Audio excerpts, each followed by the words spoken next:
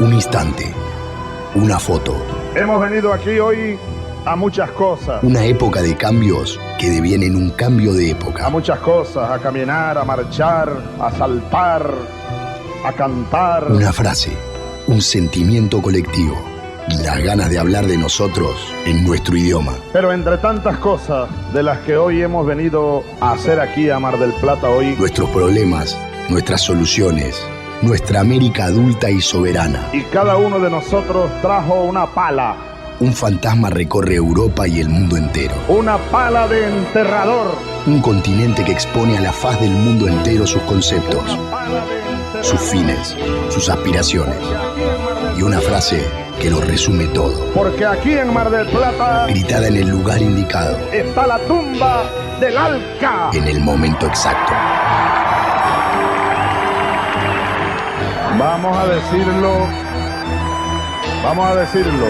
Alca, Alca, al carajo. A partir de este momento, Alca, Alca, al carajo. las fronteras se abren y la patria se agranda. Esto es Al Carajo. Noticias, política y cultura de América. Esto es Al Carajo. Alca, Alca, Alca, al carajo. Alca, Alca, Alca, al carajo. Al candidato, ahora presidente electo, Daniel Noboa, nuestras felicitaciones profundas porque es democracia. Nosotros jamás hemos llamado a incendiar una ciudad, ni jamás salimos gritando fraude. Cuente con nuestros votos en la Asamblea para las reformas legales, para la seguridad, para salud, para educación, para lo que necesite, siempre y cuando no sea privatizar nuestros recursos y no sea precarizar la salud, el empleo, la educación. Para eso no.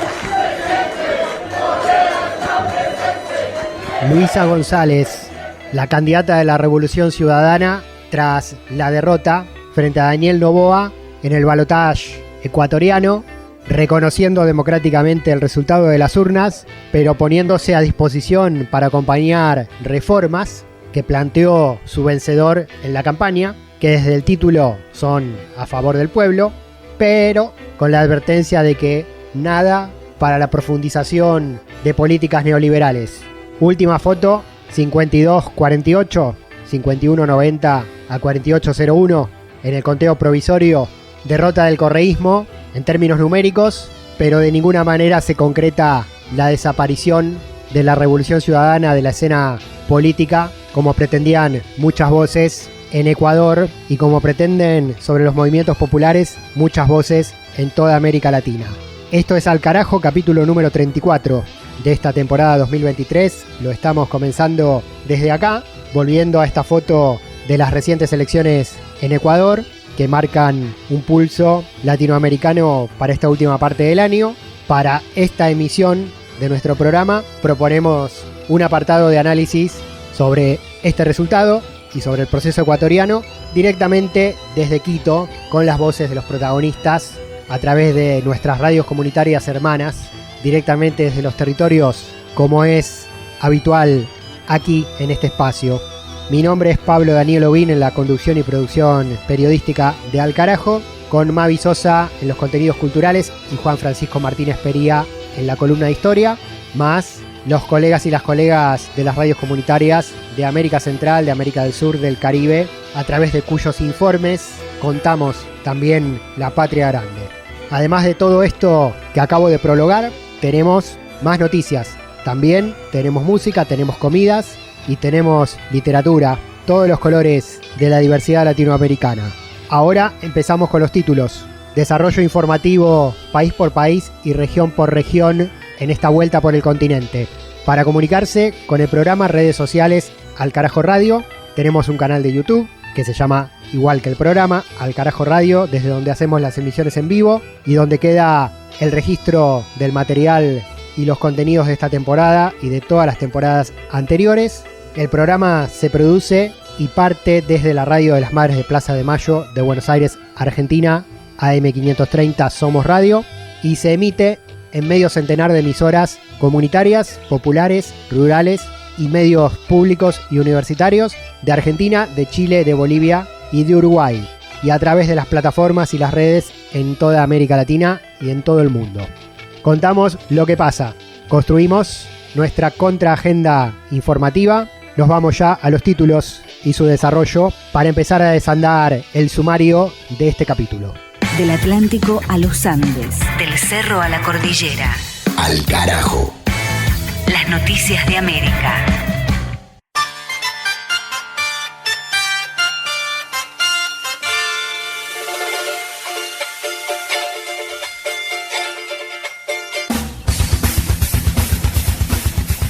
En México, investigan el secuestro de 60 campesinos en manos de un grupo armado en Chiapas. Los hechos ocurrieron en el desvío del municipio de Chanal, cuando los vehículos en los que viajaban las víctimas fueron emboscados. Según testigos, las personas fueron bajadas violentamente y llevadas por sus captores con rumbo desconocido. Los campesinos secuestrados pertenecen a una organización del municipio de Altamirano, donde se vive una disputa por el poder político y territorial local entre sectores antagónicos. Las familias y compañeros de los desaparecidos exigen a las autoridades del estado de Chiapas una intervención inmediata para rescatarlos con vida y además advirtieron a la conducción del Consejo Municipal del Ayuntamiento de Altamirano, con quienes tienen la disputa, que si no los liberan, escalarán con acciones de protesta en todo el territorio. Por su parte, los organismos de derechos humanos locales pidieron una rápida resolución, advirtiendo que este podría convertirse, por su gravedad, en un nuevo caso Ayotzinapa, en referencia a la desaparición de los 43 estudiantes del estado de Guerrero en el año 2014. Al carajo.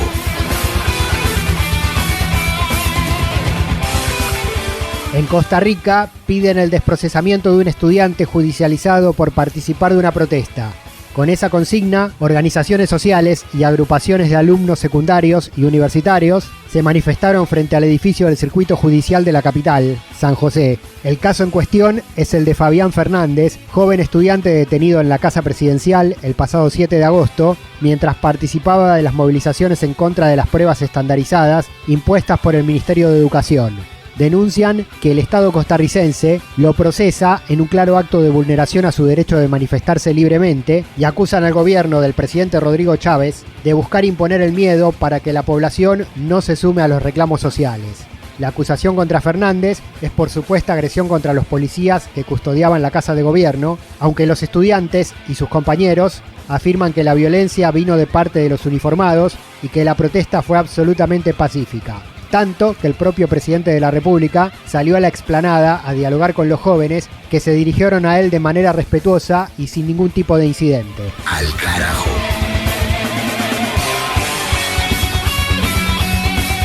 En Honduras acusan a los expresidentes Juan Orlando Hernández y Porfirio Lobo de fraude y lavado de activos. El Ministerio Público del país centroamericano presentó un requerimiento fiscal contra ambos políticos derechistas por actos cometidos durante sus respectivos gobiernos. Además, imputaron a otros 6 exfuncionarios por violación de sus deberes y como partícipes de fraude contra el Estado. Según la causa, todos ellos conformaron una red de corrupción que participó en la aprobación de desembolsos de fondos públicos por más de 288 millones de lempiras en beneficio de empresas y fundaciones con las que estaban vinculados. En el caso de Juan Orlando Hernández, presidente de Honduras por el Partido Nacional entre 2014 y 2022, se le atribuye también lavado de activos por más de 62 millones de lempiras en una ampliación de la investigación conocida como Caso Pandora.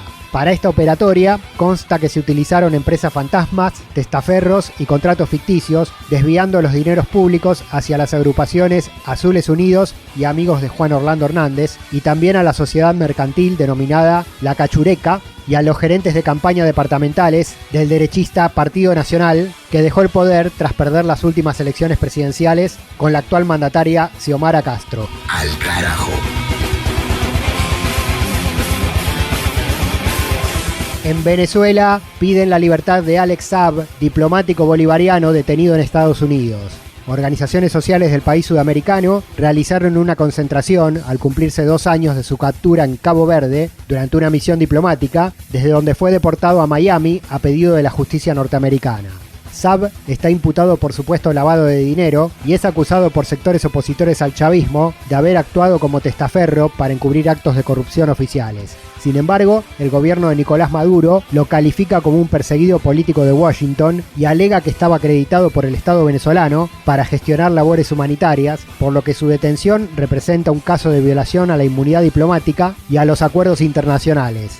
Entre otras cosas, el denunciado estaba encargado de negociar cargamentos de comida, medicamentos y gasolina para el país, buscando esquivar el bloqueo económico impuesto por Estados Unidos. Esta reciente marcha por su libertad y repatriación a Venezuela contó con la participación del movimiento Free Alex Saab, de carácter internacional, que cuenta con el apoyo de los gobiernos de Rusia, China, Bielorrusia y de la Autoridad Palestina, junto con juristas, abogados, activistas y referentes de derechos humanos de todas partes del mundo. En la convocatoria habló la esposa, acompañada por mujeres referentes de distintas organizaciones de toda Venezuela. El día de hoy está cumpliendo 1221 días secuestrado por parte de los Estados Unidos. Y yo me pregunto, ¿de qué le sirvió exponerlo como un trofeo en todo su plan político? ¿De qué le sirvió a Donald Trump tanto mal que nos ha hecho? Es muy doloroso lo que nosotros vivimos como familia. Y realmente no se lo deseo a nadie.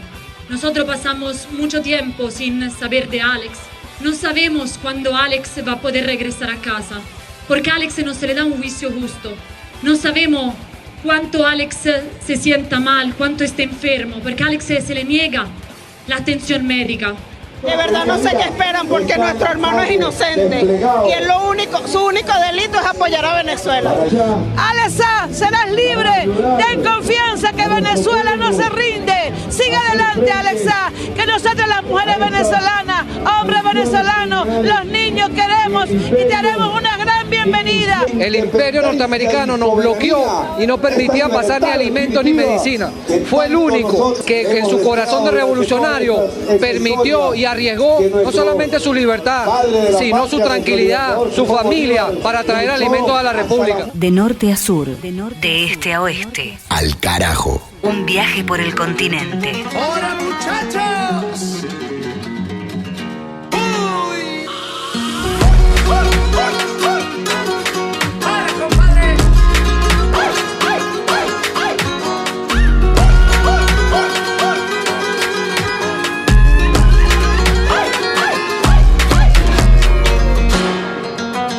Y hasta México llegamos en este tramo del recorrido por América Latina y el Caribe, en este capítulo de Al Carajo, para cruzarnos con una fecha calendario importante en este país y en el continente, que es la del fallecimiento de Lázaro Cárdenas, el líder nacionalista mexicano, el del petróleo recuperado, el de la reforma agraria y el de la creación de un movimiento que dejó huella en América Latina toda.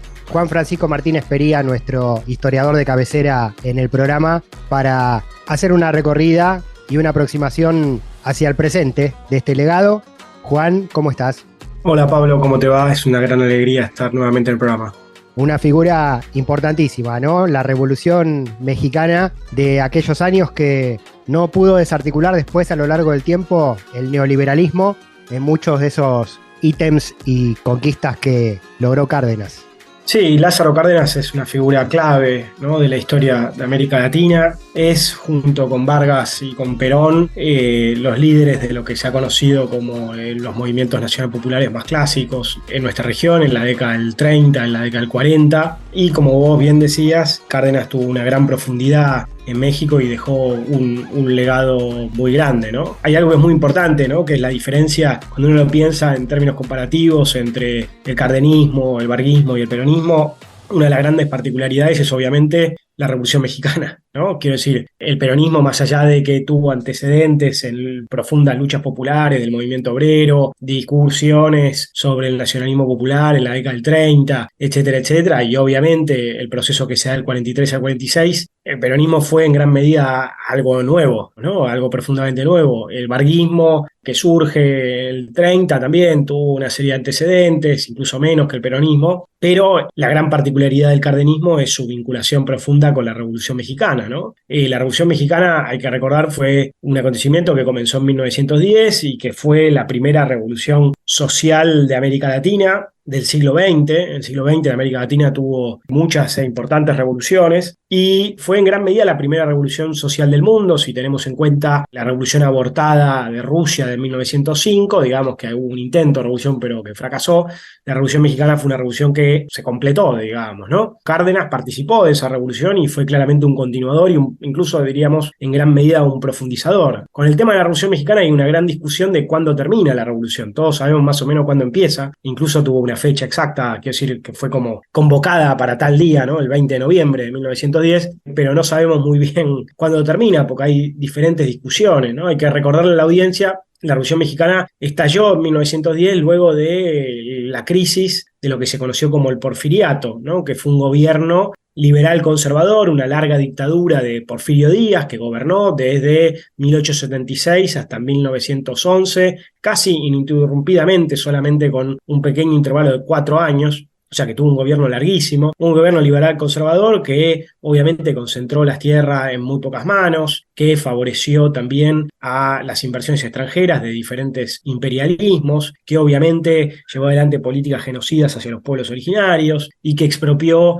tierra también de los pueblos originarios, un gobierno oligárquico, un orden oligárquico represivo que termina estallando en 1910, sobre todo inicialmente como una revolución más bien democrática, ¿no? Algo parecido podríamos pensar, si lo comparamos con la Argentina, lo que fue el radicalismo, ¿no? Un intento, hay que recordar que el radicalismo en Argentina también intentó hacerlo violentamente en varias ocasiones, un intento de democratizar ese orden oligárquico, y acá en el caso de México el líder fue Francisco Madero, ¿no? Francisco Madero comienza esa revolución pidiendo el fin de la reelección indefinida y una democracia verdadera. Y bueno, Porfirio Díaz termina siendo derrotado, termina exiliándose, pero esa revolución abre como una caja de Pandora en la cual se suman otras revoluciones. Tenemos ahí la figura de Pancho Villa, la figura de Emiliano Zapata, que van a empezar a pedir demandas populares, ya no meramente la democracia política, sino también importantes demandas populares y particularmente la distribución de la tierra, ¿no? Recordemos el zapatismo, ¿no? Con su idea de tierra y libertad. La revolución es un proceso muy complejo que ahora no vamos a abordar en profundidad, que en todo caso, llegado en noviembre lo podemos hacer, o en alguna otra oportunidad lo podemos hacer, pero es muy importante esta idea de una revolución que empieza como una revolución democrática y que termina siendo una revolución social, campesina, con un fuerte discurso nacional popular, y que de alguna manera, bueno, Francisco Madero va a terminar siendo asesinado, el propio Pancho Villa también, por supuesto, Zapata también, pero en quien de alguna manera va a terminar hegemonizando esa revolución va a ser la facción de Venustiano Carranza, ¿no? Que va a terminar de alguna manera intentando construir los cimientos de un nuevo orden, hegemonizando el poder, con un lugarteniente muy importante que va a ser Álvaro Obregón. Y ahí yo te decía al principio que hay una discusión de cuándo termina la revolución, porque una fecha posible es 1917, porque ahí ocurre algo muy importante que es la cristalización de una nueva constitución, que es la Constitución de Querétaro. Esta Constitución de Querétaro es sumamente importante, es muy progresista, la primera constitución social del mundo, ¿no? Creo que en su momento ya lo hemos mencionado en esta columna. Esa constitución estableció los derechos sociales, los derechos laborales, estableció una férrea división entre el Estado y la Iglesia, estableció una educación secular y estableció también la reforma agraria, algo muy importante, que era la demanda fundamental de los sectores, sobre todo zapatistas. Además, lo que va a establecer es la nacionalización del petróleo. Una fecha posible del fin de la revolución es ahí. Otra fecha posible es en 1920, cuando Venustiano Carranza va a terminar siendo asesinado. Y nosotros tenemos después un periodo de 1920 a el gobierno de Cárdenas, donde vamos a tener una serie de gobiernos que van a intentar llevar adelante algunas de las reformas que estaban en la Constitución y que habían sido las banderas de la Revolución Mexicana, pero con muchas limitaciones. Por ejemplo, la nacionalización del petróleo no va a lograr ser establecida del todo. Toda la cuestión de la política hacia la Iglesia va a generar muchísimo conflicto, de hecho va a generar casi una guerra civil en la década del 20. Y la reforma agraria va a avanzar, pero bastante tímidamente. Va a haber distribución de la riqueza, pero no con una fuerte profundidad. Ahí tenemos en la década del 20 una figura clave, que es Álvaro Obregón. Álvaro Obregón va a terminar siendo asesinado. Acá mueren todos los grandes protagonistas de la revolución van a terminar siendo asesinados. Y después hay un periodo que se conoce, hay un periodo de gobierno de Plutarco Elías Calles, y después hay un periodo de fines de la década del 20 a comienzo de la década del 30 que se conoce como el Maximato. ¿Por qué? Porque Plutarco Elías Calles va a ser considerado el líder máximo. Y van a gobernar una serie de presidentes títeres que de hecho no van a cumplir su mandato. Cada uno va a gobernar un periodo muy cortito. Y quien va a terminar siendo después propuesto como candidato a la presidencia va a ser Cárdenas, ¿no? Cárdenas, un poco la idea de Plutarco Elías Calles era también que fuera un presidente títere, y eso no salió muy bien, digamos, ¿no? Y Cárdenas va a llegar al poder en 1934. Él ya había sido gobernador de Michoacán, había participado como militar en la Revolución Mexicana y es claramente un heredero de la Revolución Mexicana. Que si esta es, de alguna manera, yo te decía, comparando con Perón o comparando con Vargas, ¿no? Y comparando con otras figuras de la época, claramente acá hay un proceso revolucionario muy, muy profundo y muy popular que en gran medida no terminó de cristalizarse del todo, no terminó de desarrollarse del todo, hasta el momento de Cárdenas. Por eso, una interpretación posible de cuándo termina la Revolución Mexicana es con Cárdenas, en un buen sentido, en el sentido de que Cárdenas es quien lleva adelante estas demandas. ¿Qué es lo que hace Cárdenas? Bueno, muchísimas cosas. Primero principal, una de las primeras cosas que se hace es sacarse de encima a Plutarco Elías Calles. Otra cosa que empieza a hacer en el marco de una crisis importante, recordemos que estamos en el medio de la década del 30, con la crisis económica del 29-30, empezar fuertemente a intervenir en la economía, ¿no? El Estado interviniendo fuertemente a favor de los trabajadores, apoyando a los trabajadores y promoviendo la organización de los trabajadores, ¿no? Se va a organizar la Confederación de los Trabajadores, ¿no? De México, y ahí va a haber una política muy activa de apoyo a los trabajadores. Tanto es así que Cárdenas, una de las cosas que va a hacer en ese momento es la nacionalización de los ferrocarriles, y algo que no fue común en el resto de América Latina, que sí hubo nacionalizaciones, otorgar la gestión obrera de los ferrocarriles, ¿no? Algo sumamente importante. Pensemos de vuelta si lo comparamos con la Argentina, donde se nacionalizó el ferrocarril en la época de Perón. Bueno, Perón no hizo eso, digamos. Otra cosa clave va a ser el eje fundamental, digamos, además de la política obrera de Cárdenas, fue la política hacia el movimiento campesino, ¿no? La gran demanda había sido, como te decía antes, Pablo, la demanda de tierra y libertad, y Cárdenas va a ser una de las reformas agrarias más importantes de la historia de América Latina, distribuyendo más de 18 millones de hectáreas.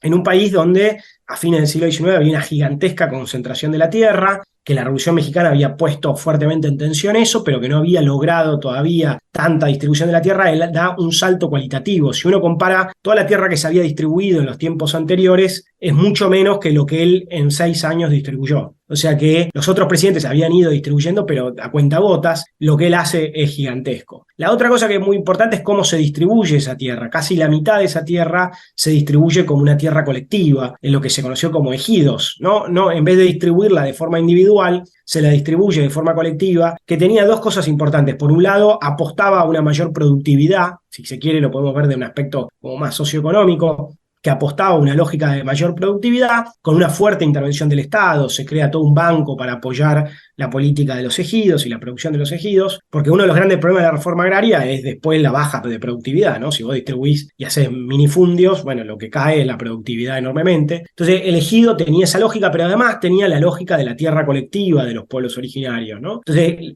más de la mitad de la tierra se distribuyó de esta forma, de forma ejidal, y también fue uno de los grandes aportes de Cárdenas, yo diría el más importante. Y esto es también algo que si uno lo compara con el peronismo distribuyó alguna tierra, pero claramente no hizo una reforma agraria, y Vargas menos que menos, ¿no? Entonces, cuando uno compara en esa época la distribución de la tierra del cardenismo, es su gran particularidad, ¿no? Su eje más atractivo. Cárdenas también, en una línea similar a Perón, no solamente fue reconociendo estos derechos y aportando a la distribución de la riqueza y aportando a la distribución y a participación de los trabajadores y los campesinos en aspectos clave de la economía, sino también impulsando su organización, ¿no? Yo te decía, el impulso a la organización de la Confederación de los Trabajadores y también la Confederación Nacional Campesina, ¿no? Algo muy importante. Y Vargas justamente lo que va a intentar hacer es una institucionalización de la Revolución Mexicana, creando el Partido de la Revolución Mexicana. Esto también es muy importante, es un salto cualitativo, ¿no? Porque la etapa anterior de los años 20 se conoce como la etapa de los caudillos, ¿no? Donde había una escasa institucionalización, y Cárdenas va a darle mucha importancia a eso. La otra cuestión clave que vos ya, Pablo, habías mencionado en la introducción es el tema de la nacionalización del petróleo, ¿no? Cárdenas, de vuelta en un conflicto laboral y en una huelga y un conflicto con empresas, va a terminar nacionalizando el petróleo, cosa que ya en realidad estaba en la Constitución, pero que no se había tocado, porque las empresas anglo-norteamericanas se oponían fuertemente a esa política. Cárdenas termina con muchísimo coraje haciendo la primera nacionalización del petróleo en América Latina. Nosotros tenemos, por ejemplo, en Bolivia, en la década del 30, tenemos la nacionalización de la Standard Oil, o en la Argentina tenemos la YPF, creada en la época del radicalismo, pero no tenemos todavía una nacionalización del petróleo. Cárdenas va a ser el primero en hacerlo. La otra cosa sustancial es la política internacional, ¿no? Cárdenas tuvo una política internacional que de alguna manera fue muy soberana, ¿no? Que retomó también los discursos antiimperialistas de la Revolución Mexicana, que estuvo en tensión con Estados Unidos, que mantuvo la neutralidad en la guerra, y obviamente que se opuso, digamos, a las empresas petroleras, ¿no? Que eran intereses muy, muy, muy claves, ¿no? En ese contexto, y en el contexto actual todavía también, por supuesto. Y ahí Cárdenas hizo dos cosas muy importantes que muestran esta autonomía de su política internacional. Una que fue la de cobijar a Trotsky, ¿no? Trotsky estaba sin visado, nadie lo quería agarrar, digamos, había estado en Turquía, había estado en Noruega, ¿no? Y había estado boyando por ahí, y finalmente el único lugar del mundo donde lo terminan cobijando es en México. Y Trotsky escribe muchos textos estando en México. Otro día, si querés, retomamos esto, ¿no? La mirada latinoamericana de Trotsky, que es muy interesante, pero Trotsky celebró estas medidas que fue tomando Cárdenas, sobre todo la nacionalización del petróleo, ¿no? Y la política soberana de Cárdenas, reconociendo que Cárdenas no era un comunista, un socialista, pero claramente él apoyó esa política. Bueno, como todos sabemos, Trotsky va a terminar siendo asesinado en México, pero bueno, el gobierno de Cárdenas claramente lo apoyó, lo cobijó y se preocupó por su seguridad hasta donde fue posible. Y la otra política también muy importante fue la política de apoyo a la República Española. Recordemos que de 1936 a 1939 se está dando la Guerra Civil Española, y uno de los países que más apoyó a la República fue México. Tanto es así que México fue un centro clave de refugio de los republicanos, ¿no? Una vez que ya estaban perdiendo, o cuando definitivamente perdieron la guerra, y de hecho el gobierno republicano en el exilio se conformó en México, ¿no? Muchos intelectuales y figuras muy destacadas del pensamiento de la política española fueron a México y se consideraron a sí mismos transterrados, ¿no? Fueron tan bien recibidos y recibieron tanto apoyo de parte del gobierno que, en vez de verse meramente como inmigrantes o como exiliados, muchos de ellos se definían como transterrados, ¿no? Por ejemplo, José Gaos, que fue un intelectual muy importante. Cárdenas, bueno, además mantuvo una política también cultural muy importante, una democratización de la cultura, del conocimiento, y claramente junto con Perón en la década del 30 y la década del 40 es de los movimientos nacionales, de los líderes de los movimientos nacionales populares más importantes, ¿no? El gran tema es que Cárdenas gobernó 6 años, porque en México una de las cosas fundamentales de la revolución fue la cuestión de la no reelección, ¿no? Uno de los ejes centrales de la Revolución Mexicana era que no hubiese nuevamente reelección, así que él gobernó solamente 6 años, y, digamos, el cardenismo terminó teniendo una continuidad, pero de una forma muy distinta a lo que implicó el peronismo o el varguismo, que estuvieron mucho más tiempo en el poder. Lázaro Cárdenas, nacido el 21 de mayo de 1895, fallecido el 19 de octubre de 1970 en la Ciudad de México. En esta comparación o espejo entre Getúlio Vargas en Brasil, Juan Domingo Perón en Argentina y Lázaro Cárdenas en México como líderes nacional populares, Otro punto en común, me parece, Juan, es que Perón con el justicialismo, con el Partido Justicialista en la Argentina, y Lázaro Cárdenas con el PRI, el Partido Revolucionario Institucional, que es el partido que se forma después del Partido Revolucionario Mexicano y que lo tiene a Cárdenas también como integrante, en los 90 terminan convirtiéndose en partidos neoliberales y traicionando esas bases nacional populares de sus líderes y fundadores, ¿no? Sin ir más lejos, hoy los legados de Cárdenas los levanta Andrés Manuel López Obrador desde afuera del PRI. Y el PRI, el partido de Cárdenas, es oposición de derecha a esos basamentos y a esos lineamientos, ¿no? Ahí hay otra cosa en común, me parece, como los grandes partidos que nacieron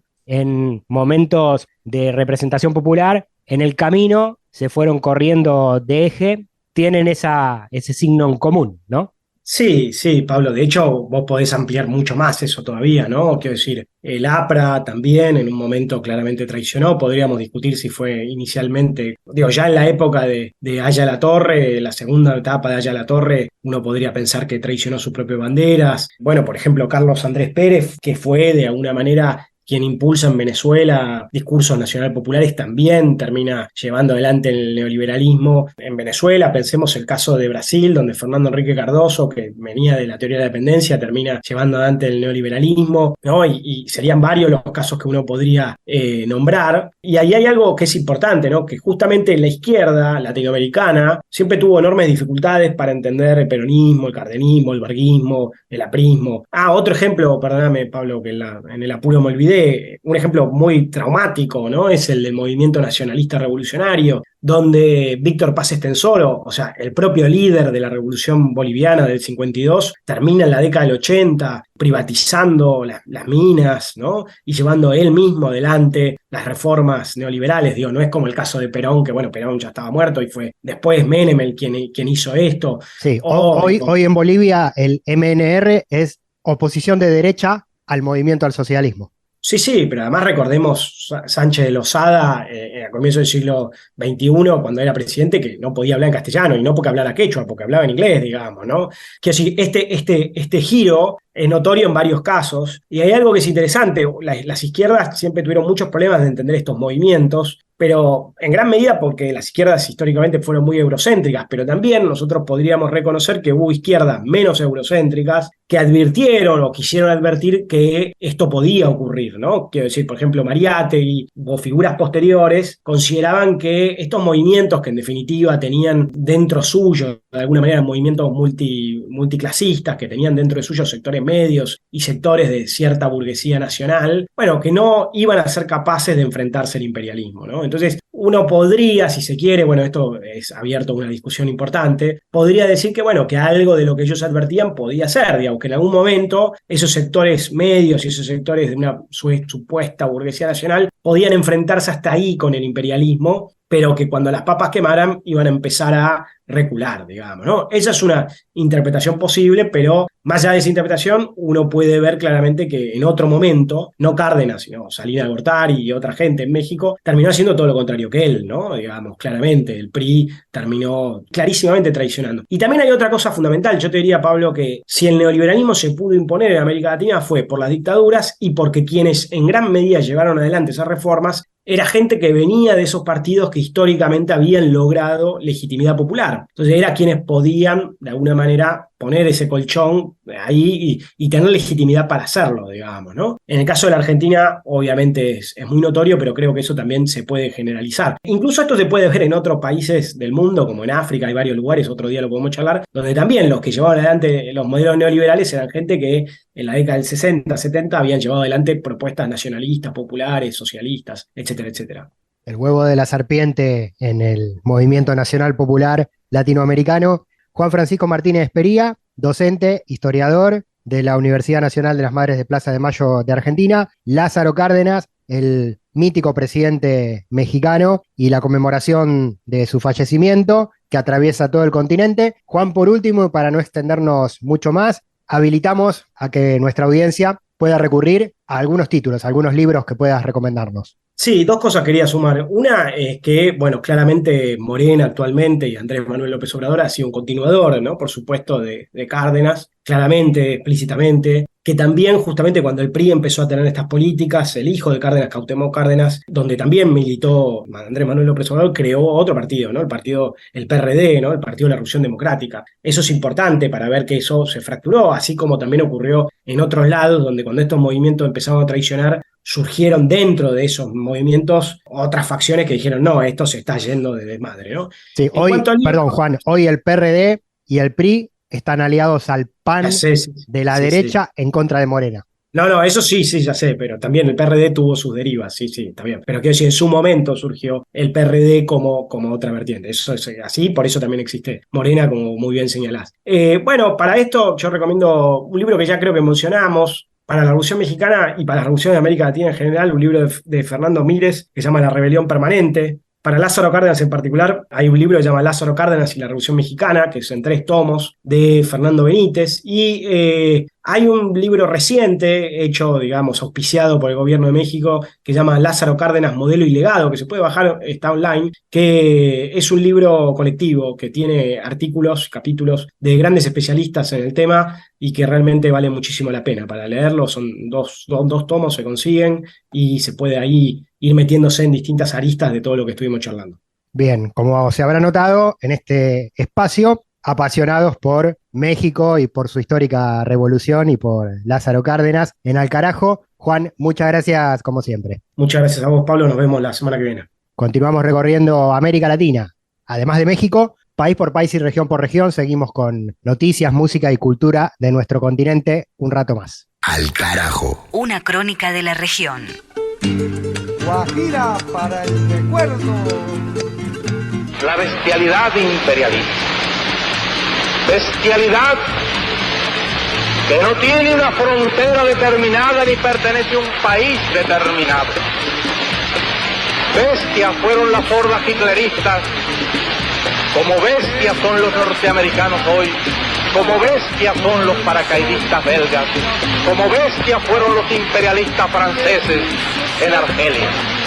Porque es la naturaleza del imperialismo la que bestializa a los hombres, la que la convierte en fieras sedientas de sangre que están dispuestas a degollar, a asesinar, a destruir hasta la última imagen de un revolucionario, de un partidario de un régimen que haya caído bajo su bota o que luche por su libertad.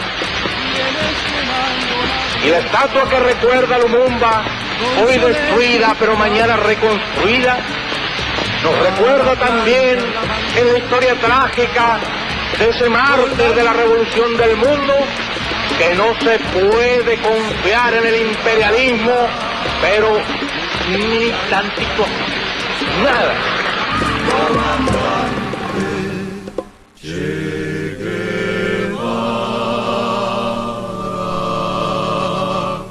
Las luchas políticas, las luchas sociales de la región tienen su lugar. Al Carajo.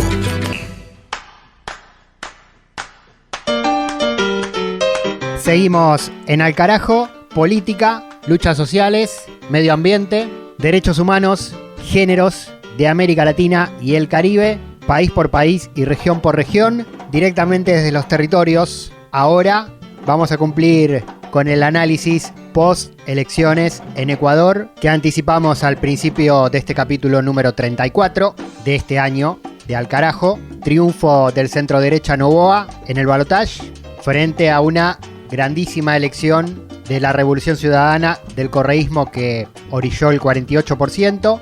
Desde Radio El Fayal, desde Quito, escuchamos al colega Alexander Reyes.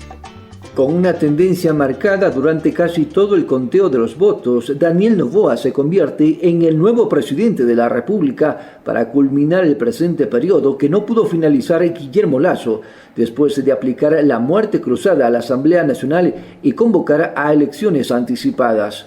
Noboa, que gobernará hasta mayo de 2025 y que es el presidente más joven en la historia de Ecuador con 35 años, sacó un poco más de 4 puntos de ventaja a su contrincante electoral Luisa González de la Revolución Ciudadana. Desde mañana empieza a trabajar la esperanza, dijo el mandatario electo de la Alianza Democrática Nacional, ADN. Y darle progreso a un país que tiene todo para hacerlo. un país que tiene todos los elementos para ser un ejemplo mundial. Nosotros hoy cerramos un capítulo de campaña, mañana empezamos a trabajar por ese nuevo Ecuador, mañana empezamos a trabajar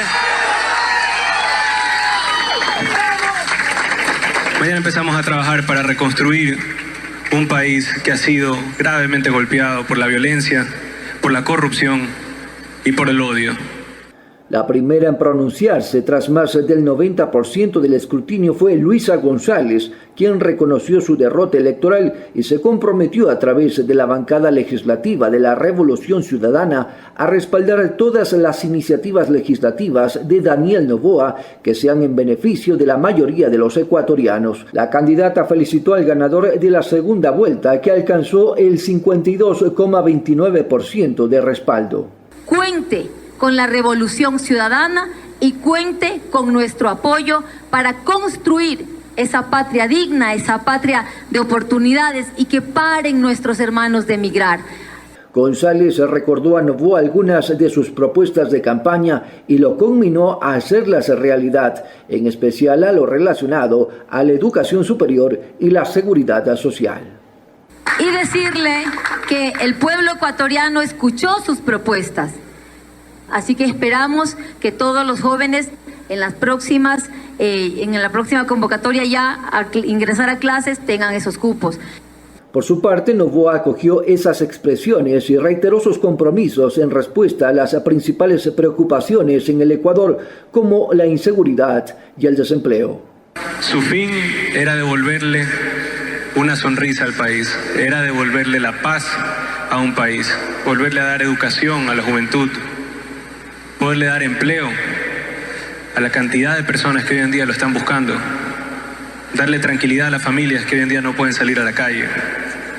Aún no existe fecha para que Daniel Noboa asuma las riendas del país, puesto que aquello depende de la agenda que establezca la nueva Asamblea Nacional, que aún no se define tras la repetición de las elecciones en el exterior, pero se calcula que podría posesionarse a mediados de diciembre de este 2023.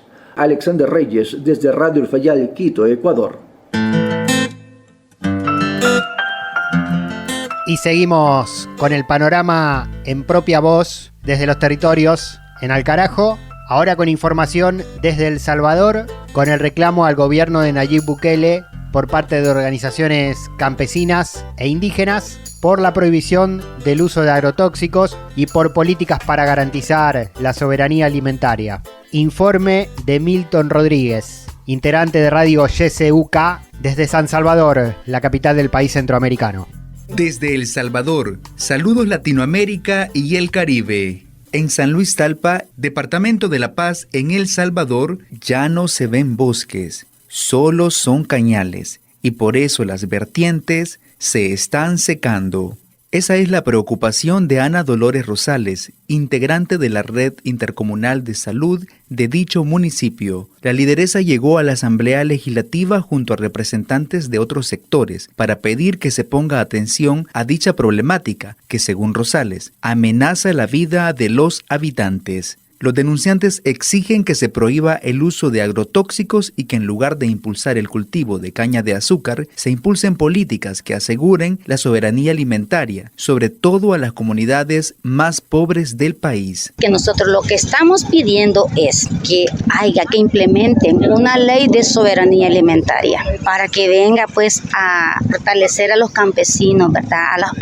A toda la población en general. La otra es que nos escuchen, porque estamos pidiendo ya no más agrotóxicos, ya no más explotación de los mantos acuíferos, ya no más quema de cañales alrededor de nuestras casas, porque eso viene a enfermar más, no solo a los niños, adultos mayores, en fin, a toda la población en general. Para hacer tales peticiones, los manifestantes se unieron bajo la campaña Azúcar Amarga. Señalan que en El Salvador el derecho a la alimentación sigue siendo una ilusión y un proceso pendiente.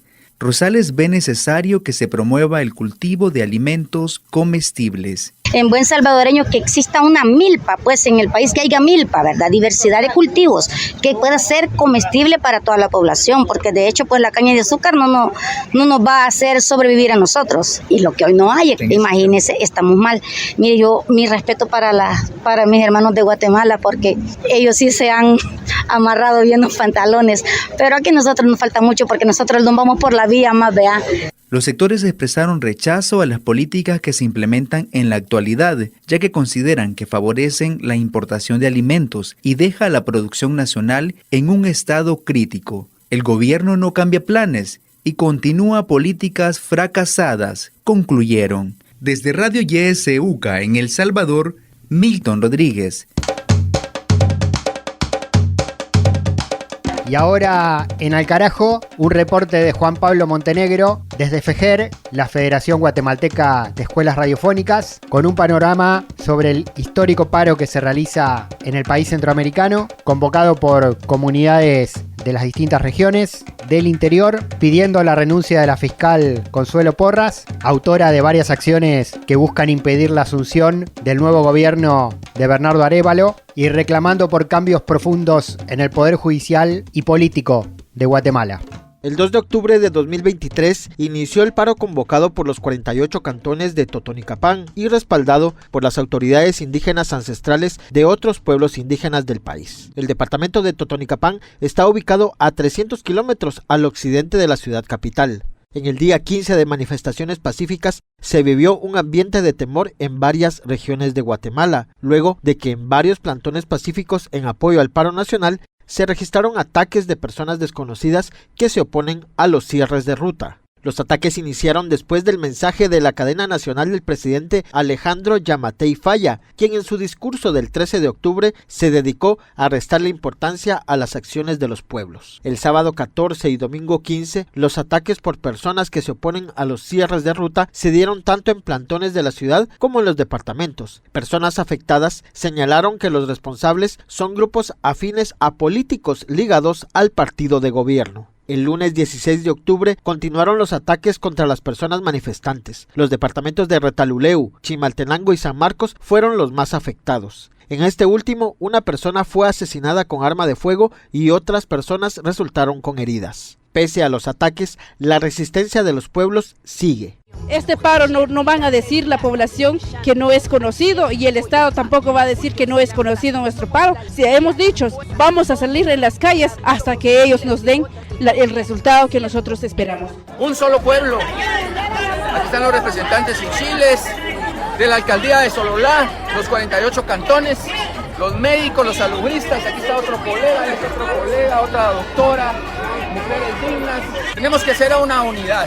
Nuestra gente de resistencia están aquí día y noche. Es el Estado nuevamente dividiendo, porque están dividiendo a las personas, a los trabajadores, haciéndoles creer de que la resistencia de esta semana ha llevado al país en crisis.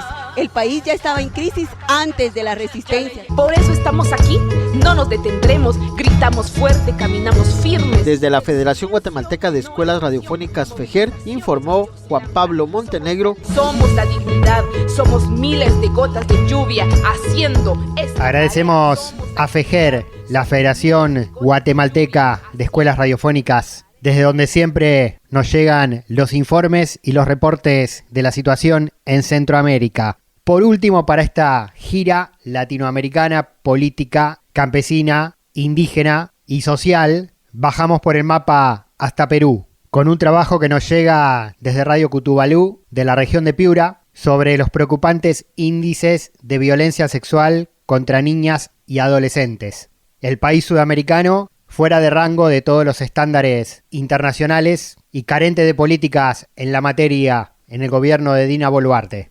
La información y el análisis directamente desde el territorio en Al Carajo. Desde Radio Cutibalú de Piura, Perú, Diana Sandoval. Se resaltan desafíos alarmantes en la consecución de los Objetivos de Desarrollo Sostenible de las Naciones Unidas, especialmente en salud e igualdad de género en el Perú. Verónica Henry, directora país de Plan Internacional, ha revelado una preocupante crisis de violencia contra niñas y adolescentes en el país. Según datos de los Centros de Emergencia Mujer, en el 2022, el 72,61% de los casos de violencia sexual afectaron a personas de 0 a 17 años, con un 93% de las víctimas siendo niñas y adolescentes mujeres. Henry señaló que datos recientes del 2023 indican que en promedio cada día 55 niñas y adolescentes mujeres menores de 18 años son víctimas de violencia sexual en el Perú. Si vemos las estadísticas de violencia sexual que se reportan cada año en el CEM, en el Centro de Emergencia Mujer, en el 2022, el 73% de estos casos de violencia sexual fue contra menores de edad. Y de este 77% contra menores de edad, el 93% fueron específicamente contra niñas y adolescentes mujeres. Además, el RENIET ha registrado 4.356 matrimonios infantiles en la última década, con el 98,4%, involucrando a niñas de 11 a 17 años con hombres adultos. Un estudio de Plan Internacional del 2018 mostró que el 28% de las mujeres entre 15 y 49 años iniciaron la convivencia siendo menores de 18 años en el Perú. Cada hora, 6 adolescentes de 15 a 19 años se convierten en madres y cada día ocurren 4 nacimientos a consecuencia de embarazos de menores de 10 a 14 años. Desde Radio Cutibalú de Piura, Perú, les informó Diana Sandoval. Ni tratados de libre expoliación, ni tratados como incapaces. Al carajo. Del escritor cubano Miguel Barnet. De lo que sí me acuerdo bien es de los pájaros del monte. Eso no se me ha olvidado. Me acuerdo de todos. Los había lindos y feos como carajo. Memorias de un cimarrón. Al principio me metían mucho susto, pero después me acostumbré a oírlos. Ya yo creía que ellos me cuidaban. El contuto era el más jodedor. Era un pájaro negro negrísimo que decía: tú, te comiste el queso que estaba ahí. Y repetía eso hasta que le contestaba fuera. Y se iba. Yo lo oía claritico. Había otro al que también le contestaba. Hacía cu, y parecía un fantasma. El sijú era uno de los que más me mortificaba. Siempre venía por la noche. Lo más feo del monte era el bicho ese. Tenía las patas blancas y los ojos amarillos. Tronaba algo así como cus. La lechuza cantaba triste, pero era bruja. Buscaba ratones muertos. Esa hacía chua, cuí, y salía volando como una luz. Cuando yo veía una lechuza en mi camino, y sobre todo cuando ella iba y venía por ese lugar, yo no seguía. Porque con eso ella me estaba avisando que había un enemigo cerca, o la muerte misma. La lechuza es sabia y extraña.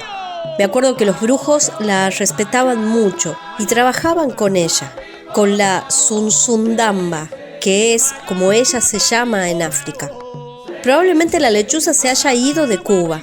Yo no la he vuelto a ver. Esos animales cambian de tierra.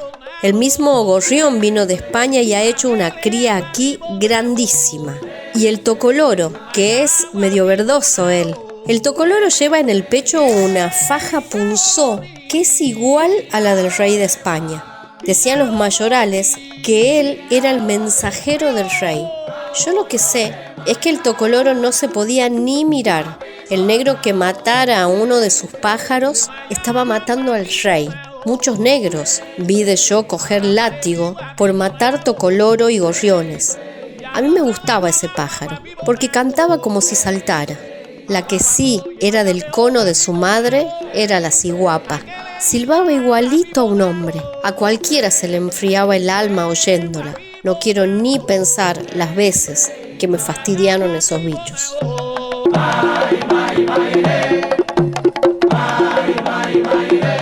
De norte a sur, de este a oeste. Al carajo. Un viaje por el continente. Aquí se queda. la entrañable transparencia de tu querida presencia, comandante Che Guevara. Y así, después de la lectura de Mavi, con un nuevo pasaje de la novela cubana Memorias de un cimarrón de Miguel Barnet, nuestro libro de cabecera en esta temporada, vamos cerrando este capítulo 34 de este 2023. 60 minutos de viaje político, social, cultural y radiofónico por América Latina y el Caribe. Entre otros títulos, estuvimos en México, en Chiapas, con un alarmante caso de secuestro de campesinos en la lucha por tierra y territorio. En Costa Rica, la represión contra los estudiantes. En Honduras, las causas contra los expresidentes neoliberales Porfirio Lobo, del Partido Liberal, y Juan Orlando Hernández, del Partido Nacional. Las derechas, en todas sus variables involucradas en el robo al pueblo.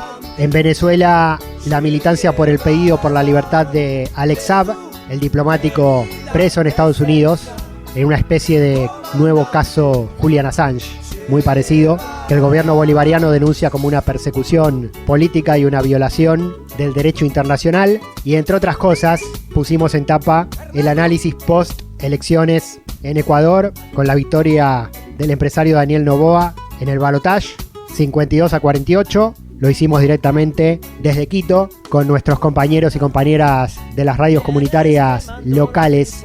Siempre las voces desde los territorios en Al Carajo.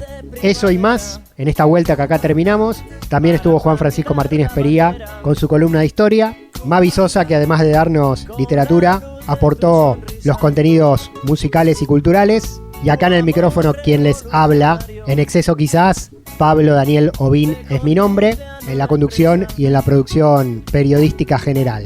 Terminamos esta emisión, nos reencontramos en la próxima.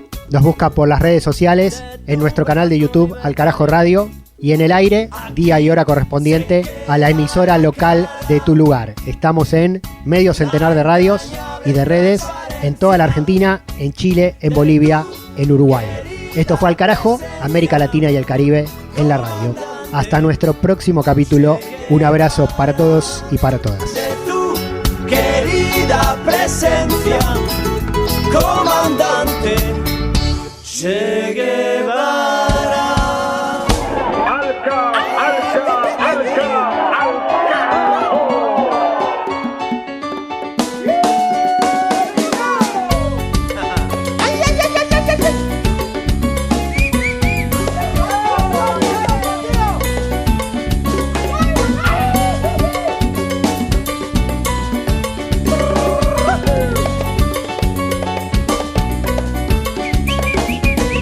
Aprendimos a quererte desde la historia altura hasta siempre, comandante.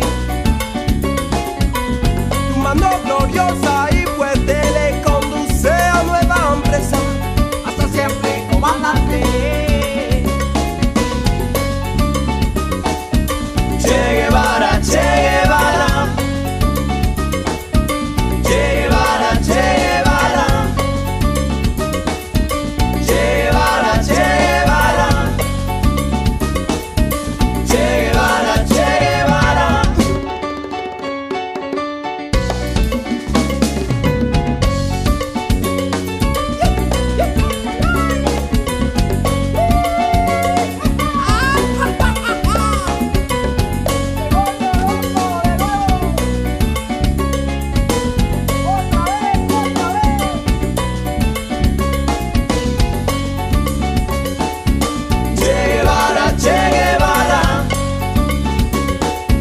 Che Guevara, Che Guevara. Che Guevara, Che Guevara.